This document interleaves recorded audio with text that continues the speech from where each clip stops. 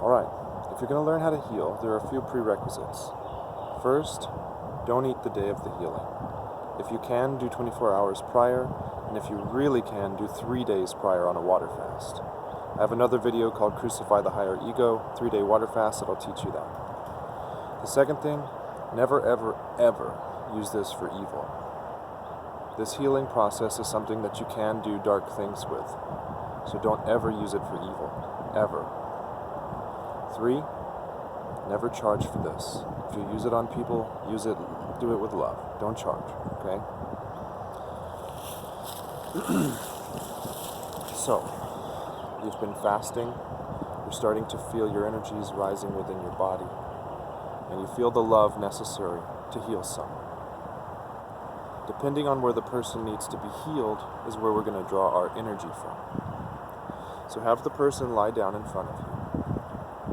I don't know where your friend was injured at, but if it's like a hip, we'll use one type of energy. If it's in the throat, we'll use another type of energy.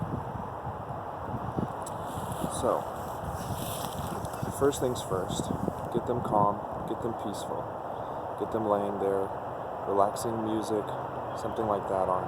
And if they have the ability, have them fast as well. Okay? A key component to this is going to be belief. Both of you need to be of the belief that this can work. Because belief is the gateway. Belief is the key. If you have it closed with disbelief, it will never occur. So they're laying there, they believe, they're ready to go. What I need you to do, say the person has an injury in the abdomen, okay? You're going to be drawing from here to heal them, okay? So you close your eyes. Try and feel the air in between your hands. Almost as if it's just slightly denser than the other air. You can feel it. It feels like this. When you blow into your hand and you feel that wind in your hand, it's kind of what you're doing. You're trying to feel that energy. But at the same time as you're feeling it, you're trying to push it into a ball. You're also pushing with your abdomen that energy out. So you're pushing that energy out and you're feeling it come out of here and into this ball in your hand. Just keep doing this until you can start to feel it condensing. And when you can genuinely feel that in between your hands, then you take that and you push it over the top of where their injury is. And you do the same thing but in reverse. You try and push that down inside of where they are. Push it down inside of where they are. During this, you have to have an intention set in your mind that you're going within. So don't just pretend you're pushing. Instead, pretend that you're inside of their body, reaching into their sinew, reaching into their bones, and you're providing healing energy, stitching up the pain, or stitching up the injury.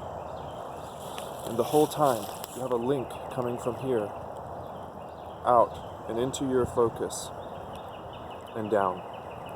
What you're doing is you're taking where you're not injured, and you're transferring that to where they are injured. Okay? Now this may change if you're healing something that's not a physical injury. So if what it is like a sexual thing that you're trying to heal, that comes from the root chakra down here. Okay? So what you would actually want to do instead in that is you would want to draw the energy from here. That's the higher side of the energy. So if they're dealing with that, you want to draw it out. Take it down for them. So I use this on my fiance all the time. If she has a muscle cramp or something, I'll be pushing my energy and hovering it over the top. And you don't want to be touching them. The only time you want to touch the person you're healing is when you need them to focus on the area that you're healing. That's something important I didn't mention a second ago.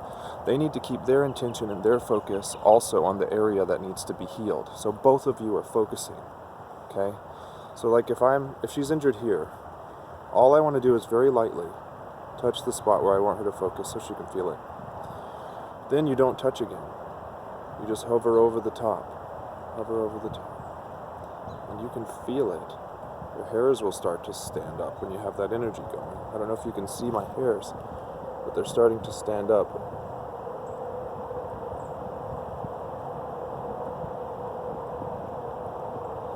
Okay? And the whole time you keep in that focus on transferring your healing, your health, to the area that's not healed. Okay? Something that I like to do to help it.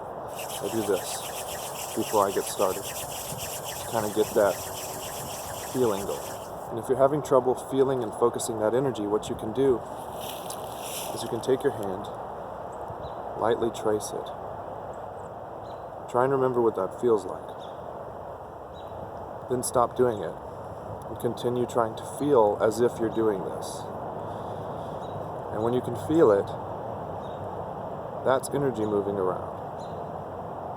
That's the same energy that you're going to use to do the healing. So once again, say someone has a heart injury or an injury to the solar plexus or to the rib cage. Mine is healed. Mine is healthy. So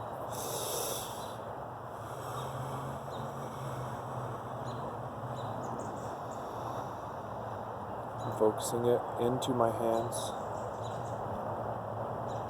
I can feel it condensed, transferring it to you, putting it within. After you've transferred that healing energy, then use whatever you'd like to, a prayer, or just say something over and over inside your head, but keep your hands over the area, small circles. Continue to feel that static energy or that healing energy. And just think about putting the injury back together over and over and over again. Now, if it's something a little bit darker, if they're dealing with a spiritual or demonic attack, we're going to try and do the opposite. But I would suggest not trying it if you're not ready to take it on. Because the only way that I know how to do it is to take it out of the body and receive it. So that's probably for a different day. But if you think that you're on the level of that, let me know. I'll make something for you. But just know, playing in the dark is not always fun. Okay? So after you've transferred your healing energy, tell your client or tell your person that you're healing to imagine in the center of their body a ball of white light. And then you imagine in the center of your body a ball of white light. Tell them to let it grow. Let the white light grow bigger and bigger until it has consumed their entire body. And you do the same. Then try to get it outside of your body even further so that your two lights cross.